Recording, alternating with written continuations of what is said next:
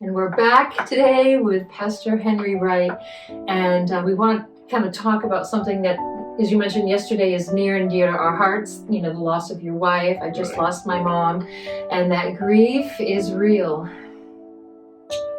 It not only is real, grief can be paralyzing, crippling, and I think one of the things that I had to learn very quickly is that grief can't be ignored. Grief can't be rushed. And but grief also can't be allowed to dominate. And with me, a marriage of 55 years, lovely lady, 3 sons, 4 grandchildren. And I don't have to pretend. I mean, from a romantic standpoint, she was the center of my life in terms of my life as a person on this planet. Both of us had made Jesus the center of our hearts. Then the grief, even though it came in a situation, I don't know about you and your mom, where death, unless God interviewed with Carol, was inevitable. You're talking dementia and Parkinson's. Average lifespan for a person with dementia is 7 to 10 years. You add the dynamic of Parkinson's, and that decreases even more. Yeah, those are 2 debilitating diseases. Yeah. Like having one is bad enough. It's just having both. Your mom was at age? Yeah, she was 77, died of Alzheimer's. Same had it for 7 years. Yeah. See, Carol's dad died with Alzheimer's. And for him, it was only 4 years. He was just boom. Diagnosed in 92. We buried him in 94. Wow. So, but I want to talk a bit about this thing of grief. I think the first thing is that grief must be recognized, accepted, not fought. It takes a lot of energy to fight that kind of sorrow. So let it flow. You don't have to apologize for hurting, for having pain, for having regrets. That's normal. And grief can actually be, when properly addressed, a cleansing process. Wow. And I can say that now, not theoretically, but experientially. A cleansing process, because during the time of now there's more than one kind of grief. I lost a son in 1997. That was sudden. There was no preparation. He left our house one night. The next morning, 2 sheriff's deputies come to our door, holding his wallet, the remnants of his burned car. There's that's shocking numbness. But even there, you can't duck it. You can't pretend like it's not there.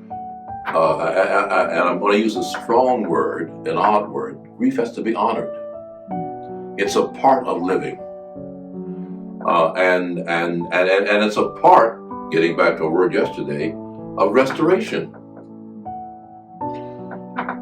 Because the hurt and the pain can be so deep and so poignant and so powerful that there is a crippling effect that comes. And so you've got to keep living, but allow yourself to grieve. And don't let anyone tell you that being sorrowful is being unchristian. Jesus wept. One text talks about him seeing the multitude. His heart was moved with compassion for them. The Greek word there suggests sorrow. Remember his great prayer, "Oh, Jerusalem, Jerusalem." He was just coming in on what they call Palm Sunday, and he saw the city and saw the terrible things that were going to happen in the future to that city. He was grief-stricken. He honored it. He let it flow. He spoke it out. Oh, Jerusalem, Jerusalem. All these things are helpful. Talk about it. Don't say to a person who's grieving, well, don't talk about that. No, let them talk about it. Let them talk about the person. If they can handle it, let them talk about the situation that brought the loss. Because that's cleansing. You can't carry it in. You got to get it out. Do lots of reading. Read about grief. Learn about grief. That takes charge. That helps you take charge of the grief. And don't feel you have. Don't let anyone put you on a schedule. Well, it's been 6 months. You ought to get yourself together. Really? Really? Yeah. How can anyone decide that for me? Now, there's the other end of that.